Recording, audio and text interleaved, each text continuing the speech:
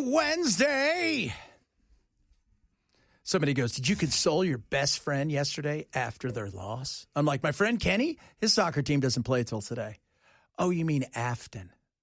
Not my best friend. You know what, though? I like Afton. How could you like her? She's the enemy. No, she's just a person. Differing opinions on politics that we have. And everybody knew, I mean, it was an outside shot. Everybody knew Van Epps was going to win. How much was he going to win by? 8, 9? That's a 14-point, drop right there from what Trump won last year. That is something you have to pay attention to. And I think Matt will be fine. Matt will come in, do it exactly what he was supposed to do, whatever Johnson and them tell him to vote for.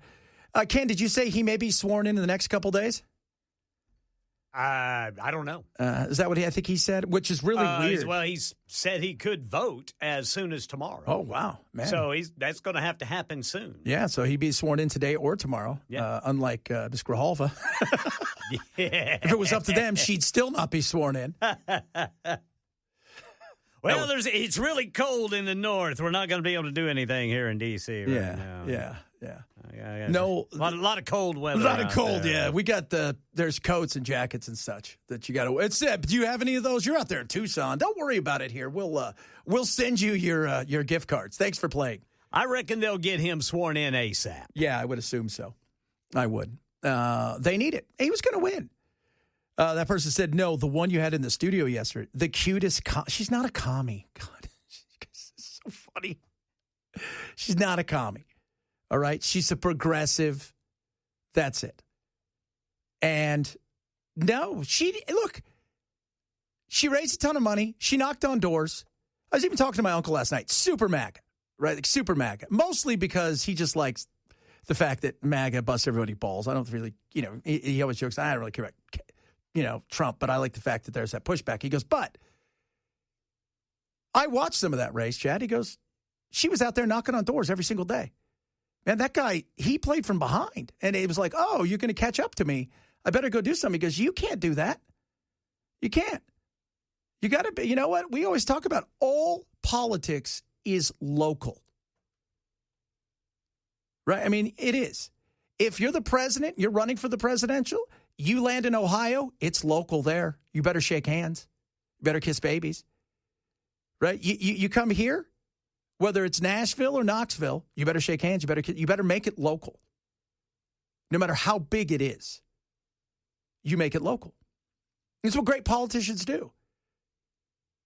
Listen to people talk about great politicians, whether it is Kennedy back in the day, Reagan, Clinton, Obama, Trump. When they walk in a room, something changes, right? There's something about that person. There's that it thing. And you've got to capitalize on that. You do. You absolutely have to capitalize on it. And, you can't take things for granted. Not in today's world, by the way. Because you can make a comeback. You can make a run at stuff. And, yeah, Van Epps, it's what it is. He won. But if I'm the Republicans, am I sitting there going, this is awesome? No. You've got more retirements coming by the end of this year. And then next year, how many retirements might there be? 20, 30, 40, 50? That is concerning. Some of them, they just need to go. They're old. A lot of them feel like there's going to be a kick in the grundle, if you will, coming. And normally, take Trump and all this stuff out of it. Go look over the last umpteen decades. We tend to kind of go from one side to the other side. That happens. That's just a natural reaction we have. Oh, well, you got a Democrat in power. Well, we're going to go to the right over here. You got a Republican in power. We might go to the left over here. But if you want to maintain what you have, you better start changing your message. This is Stephen Moore, Heritage Foundation guy, writes for the New York Times. I think he's left the Heritage Foundation. And he was part of the original Trump administration to help him craft the first Tax and Jobs Act and all that kind of stuff.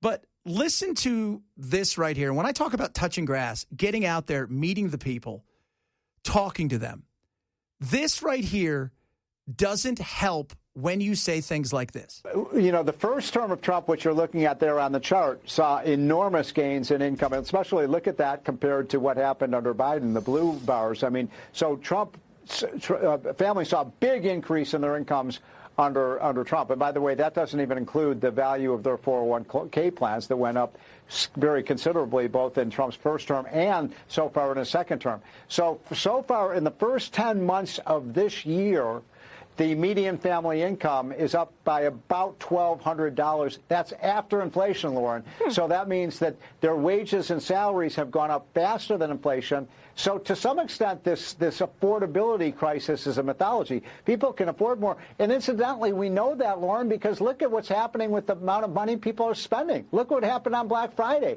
with the 10% hit. If people don't have the money, how can they go out and be spending this kind of money on Christmas presents? So I think to some extent, there's an exaggerated affordability crisis. Don't tell people their feelings are a myth. Don't tell them that. And you need the largest voting bloc in this country, Gen Z, millennials, not even close.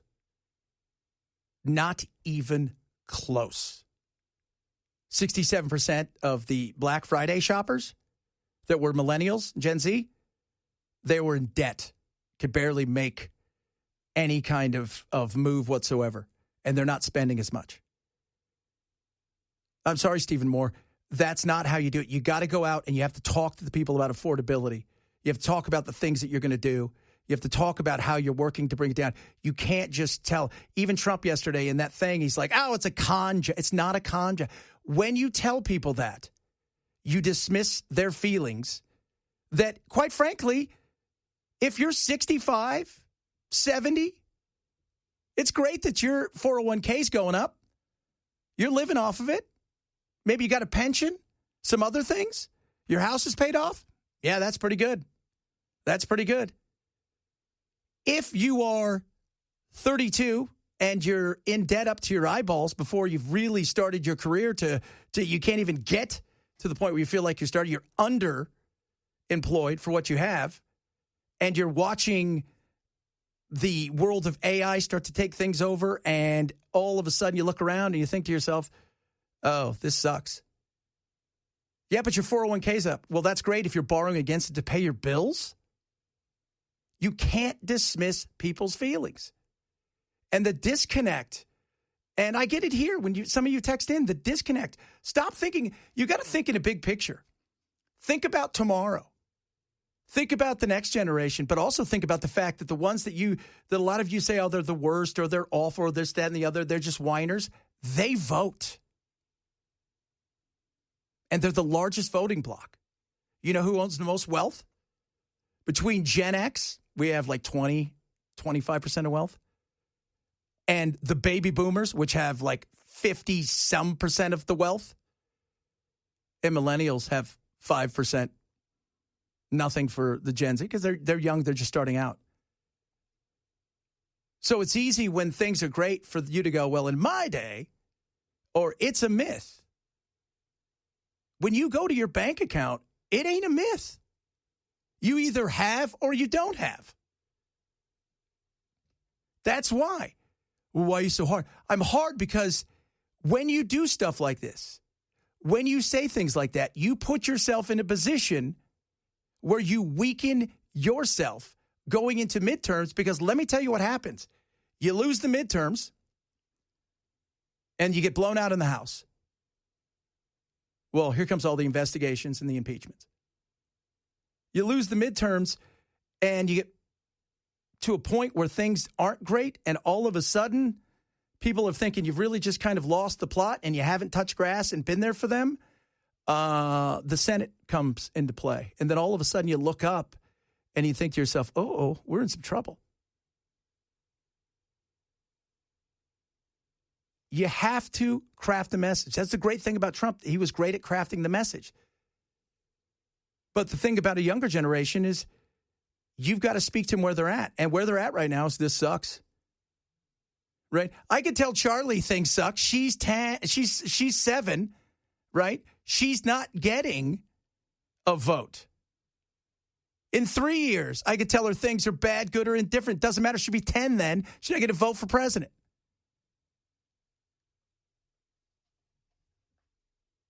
You can't tell people things are a myth.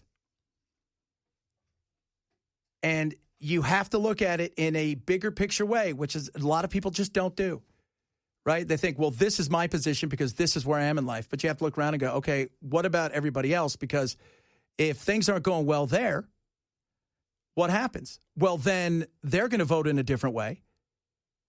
And that's going to change potentially my situation. You have to have, you just can't look at people and go, dude, I know your checkbook says 0 or whatever. Your ATM thing says insufficient funds. But it's a myth. It's a myth. Trump's first economy up until COVID was amazing. Nobody doubts that. It was incredible. But COVID came. This economy hasn't been amazing for everybody. And Wall Street is not Main Street. I continue to tell you guys that. Look at the job numbers today. They were not pretty. And there's not job numbers. This is just ADP. Over 50 created 90,000 jobs. But under 50, we're talking about not age, but amount of workers, lost 120-some thousand jobs. So they were negative 33-ish, give or take. You have to craft the message in a better way than just telling everybody it's a 50. Because you can do that with some stuff, right? Like Trump does that great, with some things. Oh, they're lying. It's overblown. It's fake news. But those are cultural issues. It's different when you go into your bank account. You're like, my culture of the bank says I'm broke. So it'll be interesting to see. But you just can't have people out there going, don't worry about it. It's a myth. And I think, again, we're going to have a slowdown. Yeah. We have a little bit of a pullback, probably, maybe a recession, small one. I don't think we're going to crash. Then we're going to take off. Great. Tell the people, like, Ken was talking about the nuclear stuff earlier. We need nuclear energy because these data centers that are coming in are going to absolutely push electricity prices all over the place. And it's already happening in several places. You need to fight it. Nuclear would help in that. But some prices may go up, and you have to talk about it. When you brace people for things and you give them that and you're honest with them, I think you'd be surprised what happens. If you don't do that and then you continue to tell them, you guys are full of it, then what happens is you end up getting yourself in a situation where it becomes kind of ugly for you. And that's why I continue to tell every Republican I see, every strategist I talk to, you have to change the narrative. And a lot of them say yes, but they're afraid because they're afraid to go against the narrative, which isn't a good place to be either. All right, coming up, we got more White Woman Wednesday because it is Wednesday, as you guys know. Some other stuff, more pardons out there. There's a lot of pardons going on. I'm a little curious about this. Let me know what you guys think. You can text the program. We love hearing from all of you. And yes, later on, we will have more One Hit Wonder Wednesday. And Louis will figure it out next time so we can really hear his song in full before he told us that, oh, yeah, it's coming, but it didn't come for a while. It kind of went sideways, Louis. But Louis's been here since 2 or 3. So God bless you for that, Louis. If you're missing the show, shame! Grab the podcast. Chad Benson Show, Super Talk 9 and 7. Oh, by the way, you want to know why sports is the only thing that people are willing to spend money on now when it comes to the entertainment world? And you see all these, they'll do a season or half a season, they'll get rid of something, and they don't want to. It's simple. People watch sports. Are you ready for this? The Chiefs-Cowboy game's the most watched NFL regular season game ever. Up 47%. 58 million viewers watched it. And the Cowboys won. The Cowboys didn't. Post Malone came out, did Post Malone things. Audience peaked at 61 million viewers towards the end of it. So think about that. That's crazy. I mean, when you think about so we have 350-ish million people? So 1 in, 6.5, depending on the time of the game that you watch it, this, that, and the other, we're watching these games at any given time, 5.5. That's crazy. That's why people are willing to spend the money for sports, because sports is still the one thing that we want to do with each other live. You come in on a Sunday, it's like, dude, did you see that? Oh, you didn't? Oh, cool. Oh, no, don't tell me. I'll watch it. I'm going to watch it tonight. But with sports, you can't do that. Try going the whole day and, unless you're staying in a room by yourself and you tape something and not try going there. Even if you do want to watch it.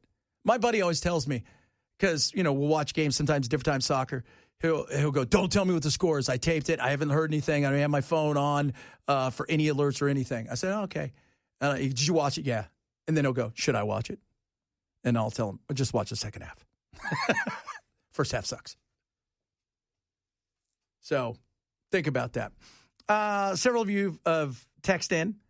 Her loss by 9 points wasn't a treatment to Republicans not doing well. It was. They're not. The numbers bear that out.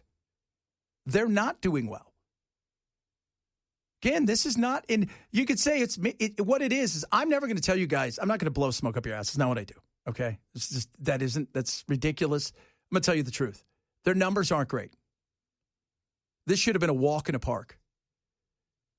And she made a bit of a go. Made him nervous enough to have Mike Johnson come out here. Trump to take and pay attention to this thing. That is, they recognize that. Plus, things they thought they maybe could have kept close to Republicans, they got crushed on. They did. And there is nerves out there. So you can't, this is my thing. Would you rather go, you know what, we got this, we're easy. This should be no problem. We're going to win this easy. Or would you rather think, do we have some issues here? And again, when you connect with the people, when you're willing to talk to them about what is happening and that it's going to take some time, okay. But telling everybody it's either a myth or it's a con job or it's the media lying to you or it's, whatever, or it's Biden's fault, that doesn't get you where you think you need to go. And somebody said, a couple people texted and said, J.D. Vance needs to get out there for the younger generation. He does, but I don't know if J.D.'s going to do that. J.D.'s kind of taken a much quieter role here the last month or so. He really has. And, even it's yesterday, that whole thing, that whole press conference was just bizarre. It was. I mean, it was kind of it's just the whole thing was weird. Why is Marco Rubio, our Secretary of State, not over trying to negotiate with Ukraine and Russia? Like, he should be the lead on that. That's your job. And I know he's got 9 other jobs. Soon he'll be Secretary of War. Oh, I don't think that's very nice. I might talk about that a little bit later. And the pardons, too. Cuellar got pardoned. I met Henry when I was in Texas. He's all right. I mean, they're all... But that was a weird... can we all agree that's a weird pardon? So, wait a minute. You guys got a whole bunch of money and you're pardoned? When does Bob Menendez get his pardon?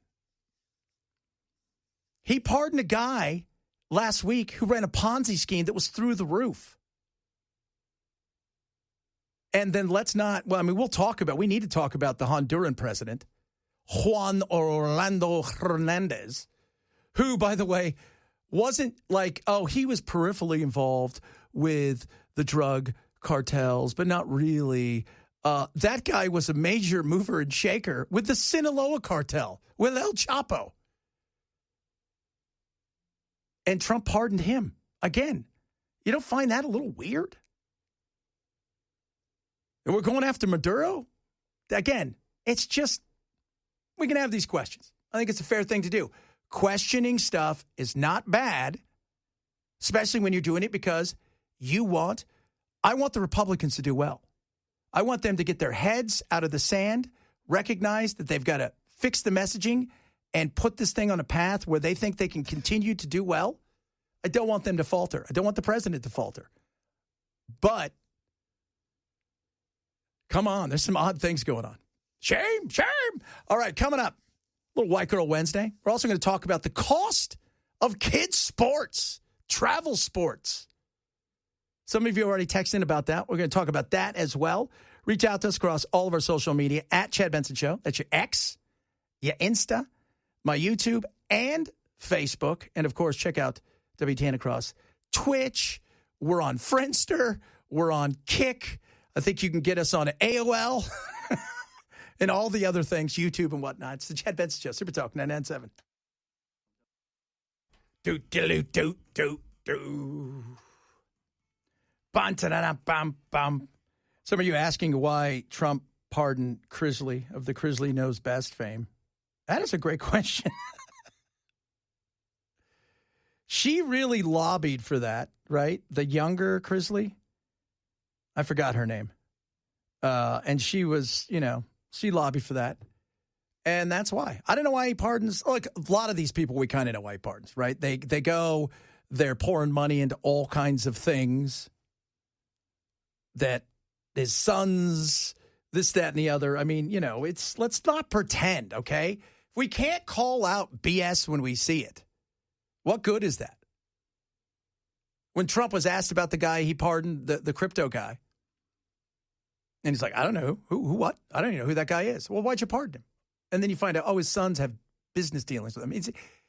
Look, the pardoning thing now has become and it used to be on the way out, you'd pardon some people.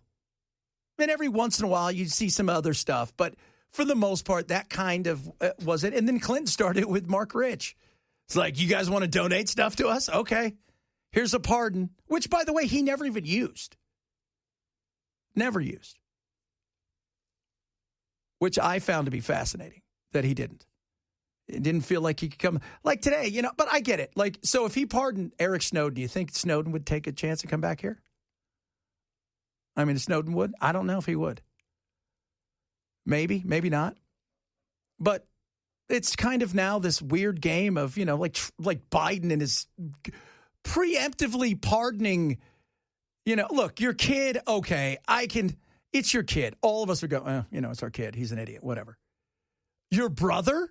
By the way, those investigations into your brother were real investigations. You preemptively giving them out? I have an issue with that. Should all have an issue with that. I don't care what side of the aisle you're on. They shouldn't. They're already using their inside knowledge to become the greatest stock traders in history. We don't need anything more than that. We don't. John Kukurian, the CIA guy who went to prison when he was seeking a pardon. By the way, seeking a pardon for what? Because he exposed the torture that was going on, and they came for him hard, and it was a bunch of BS, and everybody knows it. So what happened? They asked him for $1 million, essentially. That's what Rudy Giuliani said. Well, you're going to need $1 million. You didn't have $1 million. I mean, that's the kind of, it's unfortunate that it's become that way. It shouldn't become that way. There are people out there that have been wrongly accused, that have been over-prosecuted, or through extenuating circumstances, and the grace of God and the president. Yes, I see. But now it just feels like today, Henry Cuellar.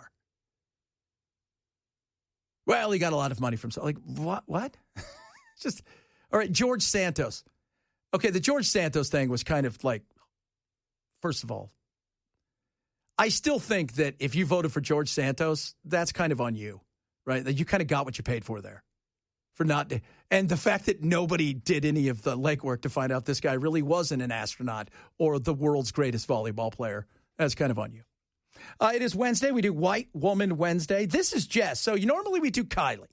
But Jess, hers are longer, but she still shames us all the same. So that's always fun. Have you noticed people using the R word again? On Thanksgiving, Trump went on one of his Kanye circa 2013 social media rants on Truth Social, where he called Governor Tim Walz the R word, solidifying what anyone who has spent any time in online comment sections has known for months. Saying the R word is no longer taboo. While the word was popular in the 2000s, by the 2010s, saying it just made you sound like a jerk. But in the era of Trump 2.0, it's another example of something we thought was extinguished on the surface, but never actually left. And with a culture that openly favors racism, misogyny, fatphobia, and any other kind of bigotry, it's no surprise ableism is becoming more blatant too. This article posted on CNN in May reported that Joe Rogan used the slur in the first 45 seconds of an April episode of his podcast, calling the resurgence of the slur one of the great culture victories. Culture victory. Is that a culture victory? Well, I know Trump used it the other day, called Tim Walz that. And then one of the guys in Indiana whose son has Down syndrome said, yeah, I'm not going to vote. I'm sorry. I just this kind of attitude, the thing that you're doing, people get offended. I get it. It's personal. Look, my little brother, he's like super special. He is. Do I get offended by the word? No. Do I understand why some people would get offended by the word? 100%. But it just, again, we live in a time where people are, we also live in a time where people want to say things that are shocking because, unfortunately, rage bait, as we went through, is the only way that people pay attention. Earlier this year in January, Elon Musk used the slur on X. Researchers at Montclair State found the use of the slur more than doubled on X in the 2 days after Elon made that post. Fast forward 11 months later, and the president of the United States is hurling the slur at a political adversary. Some people argue this is just edgelord humor, but the resurgence of the slur is happening at the same time the policy is being enacted that will further disenfranchise the disabled community. As the Harvard Law School on Disability notes, the White House has canceled diversity programs and workplace accommodation policies for disabled federal workers, discontinued sign language interpretations in official communications, has stripped disability information from federal pages, drastic cuts are being made to federal food, income, and housing assistance programs that millions of disabled individuals rely on, extreme Medicare cuts that will impact home and community-based services, and sources of funding for K-12 education. The resurgence of the R word is so much more than just owning the libs or anti-woke culture. It's another reflection of where the country is headed, how those in power view marginalized communities, and what their actual plan for them is. It's also a reflection of those who choose to align themselves with this perceived power at the expense of what's right. Now, is some of what she said true? A smidge as far as getting rid of some stuff, but most of it, they got rid of all, they didn't get rid of all those things. Still protections in place for people because of the ADA, right? The Americans with Disability Act.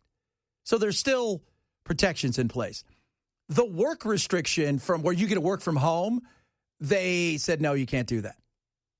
And they had given that to people who were disabled.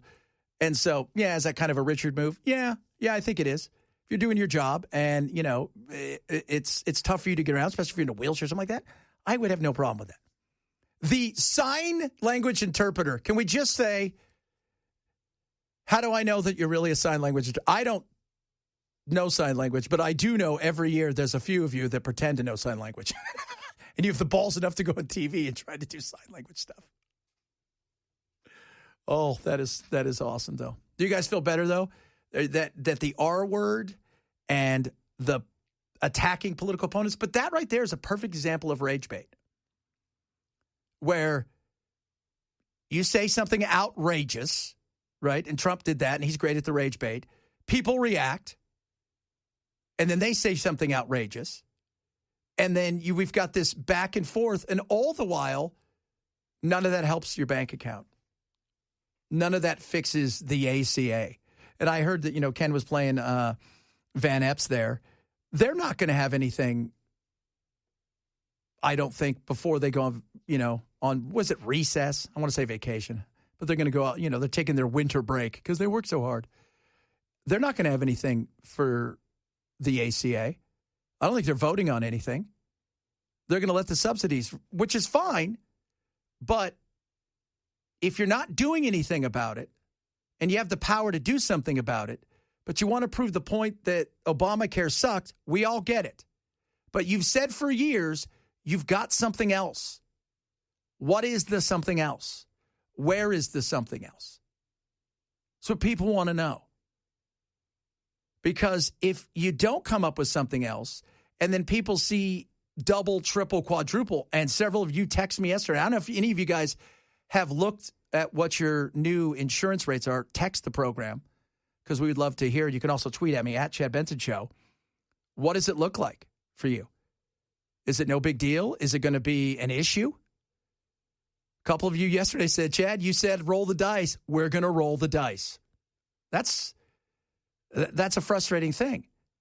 And there's not an easy fix, but you've got, again, fair or not, and everybody says, well, you know, it was the Democrats who got them in it. Yeah, fine. I don't care who spilt the milk. Somebody's cleaning the damn thing up.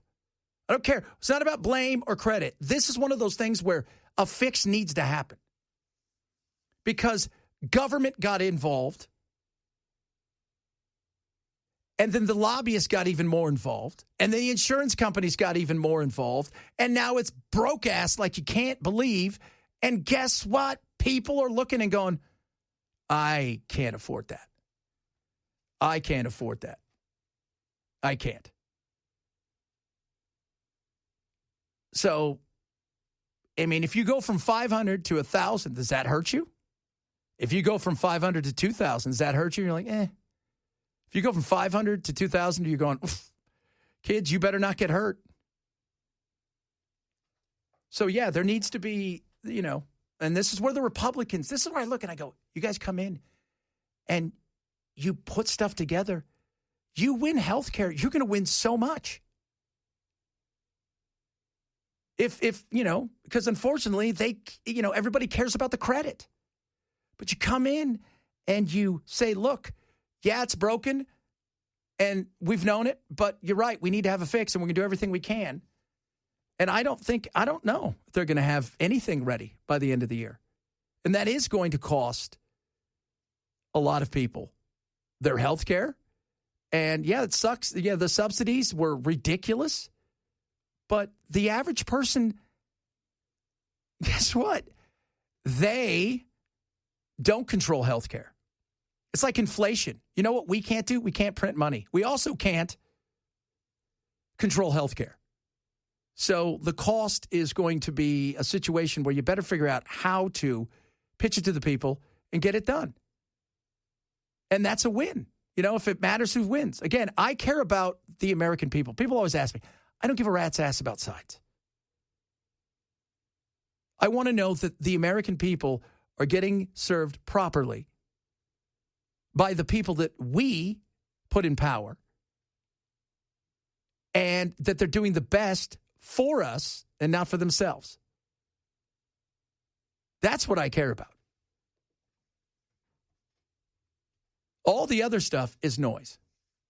And we have to come at it in a much different way. Because right now, these two corporations, I feel like they're ripping us off. All right, coming on up. We've got some more White Woman Wednesday. Plus, man, I got bands. I got prices. We were talking last hour about how much it cost. It's $150,000 if you want to have the Beach Boys come to your house. So that's a little rich for our blood, but we're looking at some other stuff. So kids, be ready because we got some bands, comedians too, and oddly enough, Al Pacino. I don't know why he's on the list, but he's there. We'll talk about that, among other things. You miss any of the show? Shame! Grab the podcast. Chad Benson Show, Super Talk 997.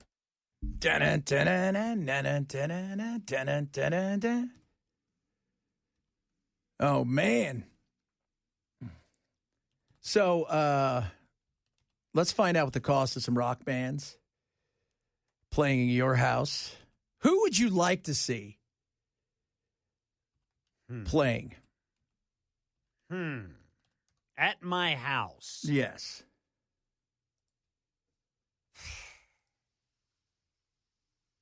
Metallica. Okay, Metallica. Let's look up Metallica. Dun, dun, dun, dun. What do you think they cost? Probably $20 million. No, actually. Depending on the venue, right? So, like, if it's your backyard and they don't have to have 55 roadies and stuff, you know, just 1.5 to $3 million. Oh, well, I can do that. You totally can do that. I feel that you can do that. Hey, James, why don't you and Lars grab the other two and come on over? Yeah. They got all kinds. Like, if you want a celebrity chef. Oh, wait a minute. Kirk's busy. That's not okay. going to be able to do it, man. That's okay. Alton Brown, he'll come over for under $50,000. Andrew Zimmern for under 50. If you want a celebrity chef, I don't know why you'd want one. They got reality show stars. What about Jack White? Okay, so you want Jack White, private concert. Did you see him? I have seen at the him. Halftime show? No, I missed that. He brought on Eminem halfway through. That was pretty good. Yeah, it looked really good. Well, okay, so Jack White, private concert, and a private show for you and your friends. It'll be $1 to $1.5 million. I can do that. And it's funny. They say one of the things is logistics, timing, but also his popularity. So if he's really popular, you might have to come up with another $500,000. Okay, if he's really popular. What about Keith Urban? Oh, Keith Urban, man, that's a good one. Cost. So Keith Urban, what do you think he cost? 1.5. No, I think he might need the money now. That's not very nice, Chad. I'm not being mean to Keith. $750,000 to $1 million. That's not bad. That's doable. That's pretty doable. That is. Let's see who else we can get here. Oh, these are pretty. So here's some classic rock. 38 Special we talked about. Three Dog Night. Three Dog Night. Right there, under 75. Styx, you got to call for Styx because they don't know if they're liking each other at that moment in time. And I think Tommy Shaw has a house here in Nashville, so logistics might not be a problem. Might not be a problem. We might get a deal. Oh, how about this? Rick Springfield. Yes. $50,000. Under $100,000. That's doable. Marshall Tucker, under 50. Loverboy, baby, under 50. Grand Funk Railroad. Yes, sir. Under 50. What do you think Foreigner cost? Under 50. $500,000. Look, I don't want to know what love is that much. That was yesterday. I'm so, like, you know what's the stand-up comics? They're expensive. You want Sebastian? You want Amy Schumer? $300,000. Bill Burr, $750,000 plus. What about Nate Bargatze? They don't have him on. Dane Cook, $400,000, and he's just going to come and yell. Oh, Joe Coy is $500,000. Pete Davidson, you got to call depending how hot he is, and Cat Williams also $500,000. What about Dave Chappelle? Yeah, you're probably what did that cost him? 1.5 to go over to Saudi Arabia. So if he's coming to your house, probably about 1.5. I'd love to have Dave Chappelle at my house. Just to hang out, dude. You don't have to do any comedy. Let's just BS. That'd be fun. All right, coming up, hour number 3 of the program. We're going to get to that sports thing with kids, a bunch of other stuff, more White Woman Wednesday, and of course, One Hit Wonder Wednesday. It is the Chad Benson Show, Super Talk 99.7.